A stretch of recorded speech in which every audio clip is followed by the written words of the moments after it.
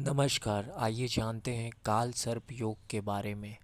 अगर आप नए हैं तो चैनल को सब्सक्राइब करें, लाइक करें, कमेंट करें तथा शेयर करना ना भूलें। जय श्री राम। काल सर्प योग। काल सर्प योग से जो जातक प्रभावित होते हैं उन्हें स्वप्न में सर्प दिखाई देते हैं। जातक अपने कार्यों में कठिन परिश्रम करने के बावजूद अपने आशाओं जैसी सफलता प्राप्त नहीं कर पाता। हमेशा मानसिक चिंताओं से तनावग्रस्त रहता है। अकारण लोगों से शत्रुता बढ़ती है। गुप्त शत्रु सक्रिय रहते हैं जिससे सही निर्णय नहीं ले पाता। पारिवारिक जीवन कलहपूर्ण हो जाता है। विवाह में विलंब और वैवाहिक जीवन में तनाव के साथ अनिष्टकारी स्थितियां हो जाती है। काल सर्प योग सर्वाधिक प्रभावकारी होता है। जातक को इस समय शारीरिक, मानसिक, पारिवारिक, सामाजिक, आर्थिक, व्यवसाय आदि से कठिनाइयों का सामना करना पड़ता है। काल सर्प योग से डरने या भयभीत होने की आवश्यकता नहीं है।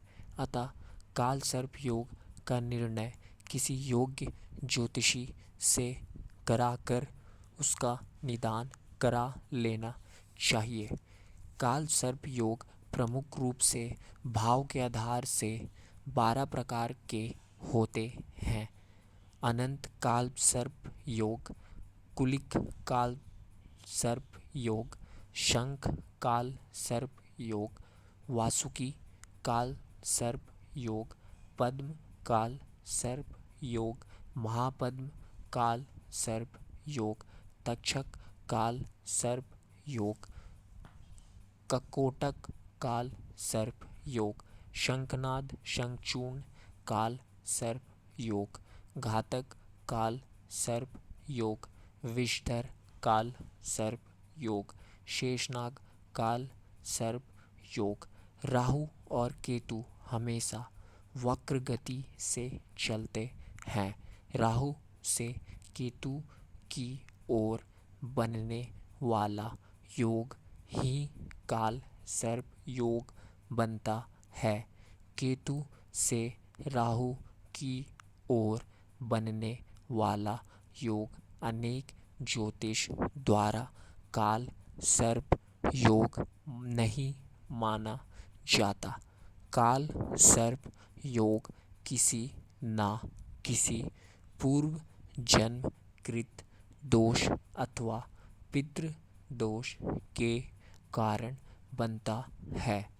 अनंत काल सर्प योग लग्न से सप्तम भाव तक बनने वाला योग है जिससे जातक को मानसिक अशांति, कपट बुद्धि, वैवाहिक जीवन का दुखमय होना तथा जातक को आगे बढ़ने में काफ़ी संघर्ष करना पड़ता है। कुलिक काल सर्प योग द्वितीय स्थान से अष्टम स्थान तक पड़ने वाला योग जिससे जातक का स्वास्थ्य प्रभावित होता है। आर्थिक क्षेत्र में अत्यंत संघर्ष करना पड़ता है। जातक के वाणी में कर्कशपन से कलापन की स्थिति बन जाती है। पारिवारिक विरोध, अपयश का भागी, विवाह में विलंब तथा विच्छेदक भी माना जाता है। शंखपाल काल सर्प योग यह योग चतुर्थ से दशम भाव में बनता है जिससे जातक नौकरी, विद्या अध्ययन आदि में रुकावटें खड़ी पाता है। व्यापार में घाटा आदि होना या सामना करना पड़ता है तथा कोई ना कोई समस्या विघ्न में डाल देती है। वासुकी काल सर्प योग यह योग तृतीय से नवम भाव में बनता है।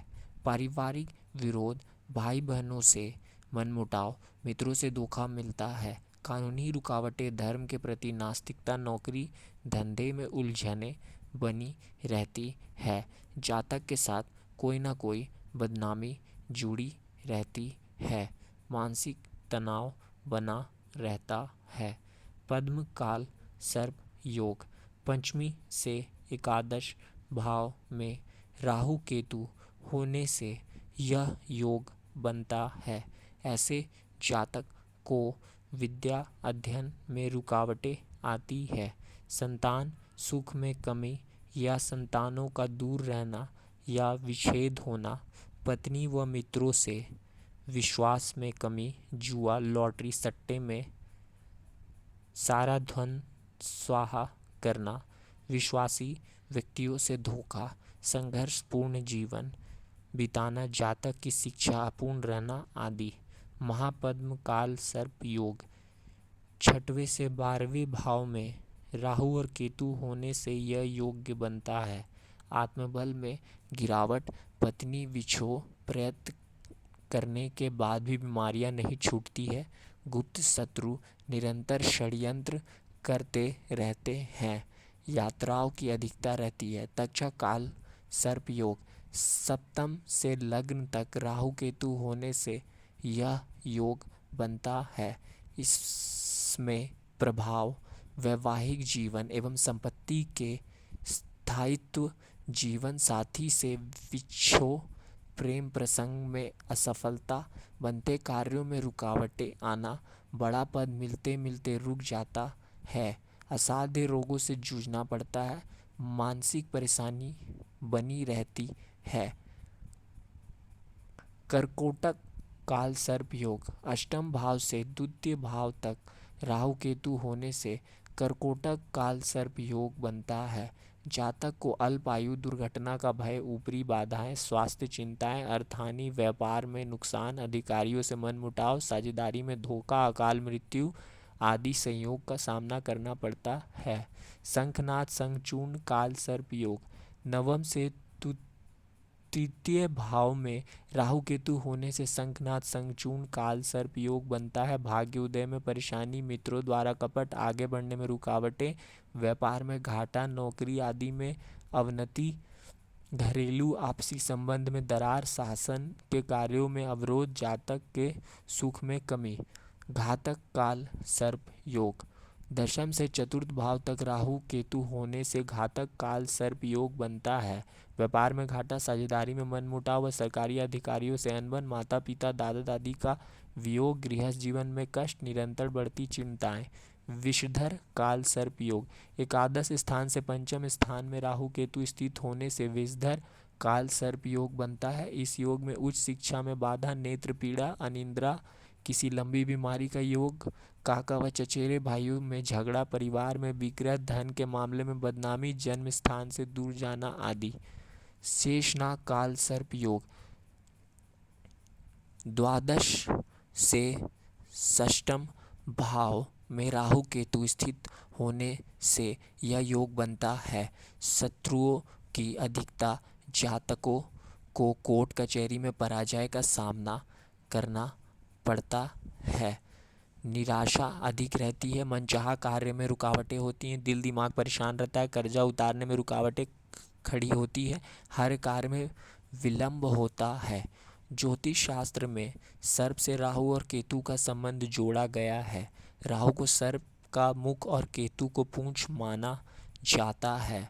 आकाश में भौतिक शरीर ना होने पर किसी भी तरह से इन छाया ग्रहों को अन्य 7 ग्रहों सूर्य, चंद्र, मंगल, बुध, गुरु, शुक्र और शनि के सामने की स्थान प्राप्त है। कुंडली में राहु और केतु सदैव आमने सामने रहते हैं। यदि 7 ग्रह राहु केतु के एक तरफ सिमट जाएं और दूसरी ओर कोई ग्रह नहीं बचे तो ऐसी स्थिति में काल सर्प योग बनता है। काल सर्प योग की शांति, श्रावण मास में रुद्राभिषेक अवश्य करें। तीर्थराज प्रयाग में तर्पण और श्राद्ध कर्म संपन्न करें। काल सर्प के शांति का उपाय रात्रि में किया जाए। राहु के सभी पूजन शिव मंदिर में रात्रि के समय या राहु काल में करें। शिवलिंग पर मिश्री एवं दूध अर्पित करें। शिव तांडव स्रोत का नियमित पाठ करें। नियमित पंचाक्षर मंत्र का जाप करें। नियमित मूली दान करें। बहते जल में कोयला प्रवाहित करें। मसूर की दाल सफाई कर्मचारी को कुछ पैसे सहित प्राप्त काल दान में दे। बहते जल में विधान सहित पूजन कर दूध के साथ चांदी के नाग नागिन के जोड़े को प्रवाहित करें। प्रत्येक महीने की पंचमी तिथि को एक नारियल नदी के जल में प्रवाहित करें। प्रत्येक अमावस्या को काला तिल नारियल एवं कोयला काले कपड़े में बांधकर जल में बहाएं। राहु की पीड़ा व दोष के निवारण हेतु दान बुधवार शनिवार को करें। काला तिल, नीला कपड़ा, कंबल, काले रंग का फूल, सरसों का तेल, सीसा, सूप, गोमेद, गेहूँ, गुड़ और दक्षिण दिशा में ही ये दान करें और ये दान रात्रि काल में करें तो उत्तम होगा। धन्यवाद हमारे साथ बने रहने के लिए। इस एपिसोड में आपने जाना काल सर्प योग और उनके प्रकार और उनके प्रभावों के बारे में। जय श्री राम।